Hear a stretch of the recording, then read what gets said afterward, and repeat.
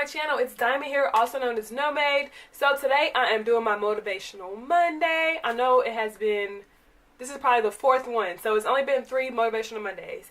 But today I have a topic that was pretty heavy on my heart, and I decided to go ahead and share it with you guys. Like I said in one of my previous videos, Motivational Monday is not going to be every Monday, but it's going to be, you know, throughout the month. So I'm not going to give y'all a definite, you know, time schedule or a definite schedule on when I'm going to post them, because I'm not really good at keeping up with that.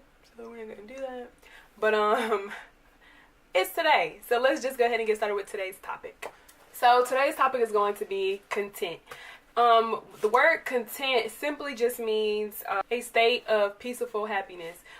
Being content, sometimes it is hard to be content because, you know, we feel like we may, number one, deserve more. We feel like we're not getting enough attention. We feel like we're not having the right people noticing us. We feel like we don't have what we think we should be having at this set time. And sometimes that's not, that sometimes we should have these goals and we should feel like we should be this way, and we should feel like we should have this, and we should feel like we should have that. But what happens when you don't have that? What happens when you don't get the job you think you should be getting, or you don't get in anything that you think you should be getting in, or you don't even have the money you think you should have, the car that you think you should have at this point in time in your life, or anything that you think you should have at this time? What do? Sometimes people get, you know, jealous of other people. Sometimes people get angry with maybe God, or angry at the people around them. And all those are negative, you know, side effects of not being content, and signs of basically not being content. I know for me personally, if y'all don't know, which I haven't really told y'all a lot of personal things going on with me on my channel, but, well, yes, I kind of have, but not really. Me personally, I went to grad school. Well, I went to undergrad for 4 years, and I've been trying to apply and to get into grad school. I went and got my undergrad in speech therapy. I graduated in 2015. So for the past 3 years, or 2 years rather, I have been applying for graduate school. Now, I have a great GPA. Well, I'm not going to say great. It's a 3.2. So it's not great. A 3.5 would probably been better. But I have a reasonably good GPA, above the qualification to get into grad school. I have a good GRE score. I feel like I have a great resume, a great autobiography, a great personal letter of intent. All these things great, right? But yeah, nobody is accepting me into their program still. Like, I've applied ever since I've graduated. I've applied every year, and I have gotten denied every time. So, you know, for me, I'm like, you know, a little hurt by that. You know, I feel like I deserve to be in grad school. Like, I should be in grad school right now. I should have gotten chosen over this person. I feel like I am better at relating to people, and some of the students that y'all are accepting probably are only book smart. They don't have any common, I'm not gonna say they don't have common sense. They don't have any, they don't have any they don't know how to communicate with people. Sometimes people that have the highest grades, they're not really people, you know? And with that major, I feel like you need to be a people person. So that's my little thing, right? So my first year after I didn't get in, yeah, I was so upset. But I wasn't really, because I was like, it's okay, because, you know, I have next year. After the second year, oh my goodness, I was completely unhappy. Like, I went through a stage of just everything. And to be honest, like, I had just kind of, you know, was going through an issue with my past relationship, and I was still kind of dealing with that right after graduation. So I kind of wanted to get away.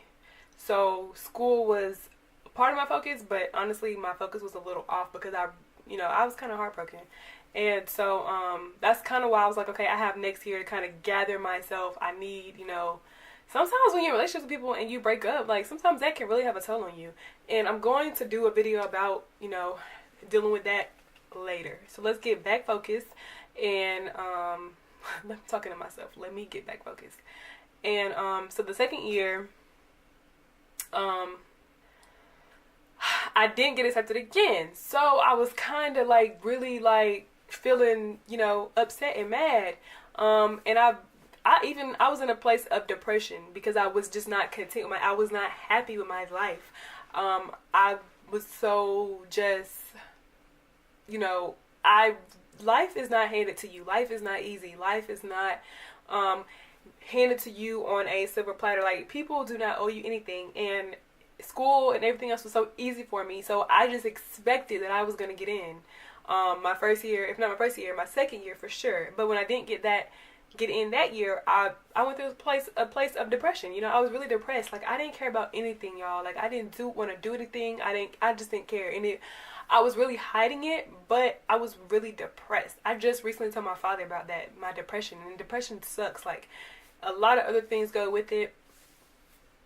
But you know, that's what I had to go through. And then I really found my peace when I started, like, focusing on God, giving God my life, and, you know, just really praying for God to take this off of me, because God, I don't want to feel like this. I don't want to be in this place, God. I want to, you know, almost feel how I used to feel. Like, I used to not get out the bed some days, you know, and I didn't even have a job.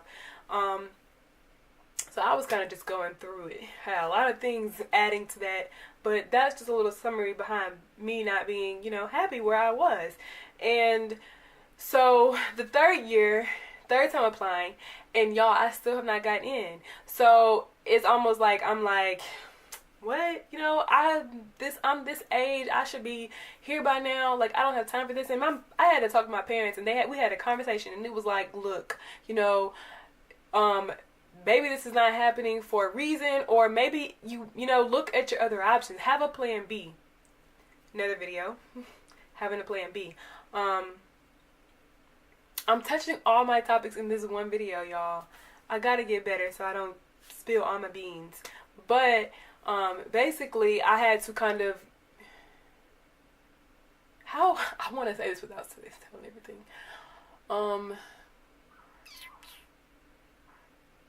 So basically, I began to look at my life as not good and not worthy and all this stuff and that. So I finally, you know, started working through it, and, you know, just realizing, like, okay, what are my other options? Weighing my other options out, looking for other things, and being content with my life. So I came across this story on YouTube, and I'm not going to link her information down below, but if you know her, you probably read this story or heard of this story before. But basically, she was a young girl from Nigeria, I believe. If I quote anything wrong, I'm so sorry. But the main point was that she was very young, and her mom cooked in the kitchen and would cook in these big old pots for the kids that were hungry when they got out of college or the university. And she was just a young little girl, just tired one day. Normally she helps her mom, but this time she was really tired, and she just wanted to take a nap. And so she asked her mother, could she take a nap? And her mother was like, yes, honey, you can take a nap. And I believe she was taking a nap, and the pot her mom was cooking on fell on her and her little sister. So this is a big old pot of hot oil that fell on her whole entire body and burned her from her head, I think, like to her shoulders or something like that. So this girl is literally burned, and she grew up basically a burn victim, trying to get from where she was to the States so she could get corrective surgery, just whatever she could to try to help her get to the place that she needed to be. And when I came across that video, I boo-hooed, cried, like legit cried super mad tears, because sometimes, you know, we always think of our life as it should be this way or it should be that way, but we don't get to choose how our life is. She didn't get to choose to be a burn victim. She didn't get to choose to be burned, and now she doesn't grow hair. She doesn't have any hair on her head, and her face is all scarred up. And it shook me, because sometimes we get so, you know, oh my God, I have this on my face, or oh my God, I have this going on, or oh my God, I have this, or this isn't going how I should be going, or this isn't going my way. But there is always somebody that is worse than you. There's always somebody. Your story means nothing. And I have to catch myself sometimes, because sometimes, you know, I can say things, but most of the time I just say it to like my inner circle. But they probably get tired of hearing it. But I will talk their heads off about anything, and just, you know, sometimes it can just easily be complaining, or it comes off as complaining. But you just have to remember that, like, there's always somebody else that is going through something else. So when I thought about that, I'm like, well, there's some people that can't even afford the opportunity to go to school. There's people that, you know, are still waiting to go to school. Or there's someone that didn't even get to finish school because something happened to them. Or there's somebody that didn't even get to have a bachelor's degree, and I have that. So, you know, I really had to like think and bring everything in and begin to replan my life. You know, I'm not replaying it because God's in control of it, but you know, I started had to have a plan B. I had to think, you know, well, I enjoy this, let me look for other options. I'm not gonna sit and continue to waste time because I'm waiting on this one thing to happen that might happen at some point or might not happen. Life is too short for that. Life is too short to be, you know, sitting around waiting for things to happen. Like, just, you know, make other things happen. Make plans, move, adjust, go with the flow. You can't just get stuck in one position and then feel sorry and pity for yourself. You have to remember that God's in control, number one, and you have to be content with what you're going through. Maybe God is prepping you for something or molding you into be something else. So the scripture that I had for this was, let me pull it up, guys. Philippians 4:11, and it says, "Not that I am speaking of being in need, for I have learned in whatever situation I am in to be content." And this is when Paul wrote that whenever he was in prison. And so with Paul being in prison, he had to learn, you know, I'm in prison. I got to be content in the situation. I can't feel sorry for myself because I'm behind bars. I can't feel pity for myself. I can't give up on God. I can't hate people. I can't lash out. I can't begin to, you know, I can't begin to think low of myself, or I can't begin to, you know, not make the best of the situation that I'm in. I got to be content in what I'm going through, you know, and that was so encouraging to me, guys. That was so encouraging to me. So I'm just hoping that that's encouraging to somebody else that's watching this video. I hope that, you know, you really begin to be happy, be faithful, be joyful in whatever you're going through. Make the best out of your situation and just trust God that he's going to provide and make the way for everything else to happen. So whatever you're going through, guys, let's be content. Let's remember that there is always somebody else that's going through something else that's bigger than our little bitty problem that we add so much fire to, or we blow it up so much when it's really like this small. You're really not going through nothing. Are you burned? Are you a burn victim? Do you have hair growing out of your head? You already doing better than somebody else. And if you don't have that, do you have your limbs? Because you're already doing better than somebody else. And then if you don't have that, are you alive? Because you're already doing better than somebody else that is not alive. Somebody that's not able to still walk around and have breath in their body and the limbs and the activity of their limbs. You know what I'm saying? Like, you're alive. That's greater than anything else. Thank God for you being alive. Right? So hopefully this encourages somebody, and hopefully this is very helpful to someone else. And if it is, please leave me some comments down below, guys, so I know. If you want me to talk about a topic or touch a situation that, or a topic or something that you may feel is very good and would be very encouraging, put that down below. I would love to research it, study it out, and bring it to my channel. Also, I'm going to say, after this whole video, y'all, I realize that I'm feeling like I'm almost out of breath. Because I talk so fast. I'm so sorry. I very much apologize for talking so quickly and so fast, because I hope you guys can understand what I said. And if you didn't, I'm so sorry. But I promise you that I will really work on next time just slowing down my speech, because I know I can ramble.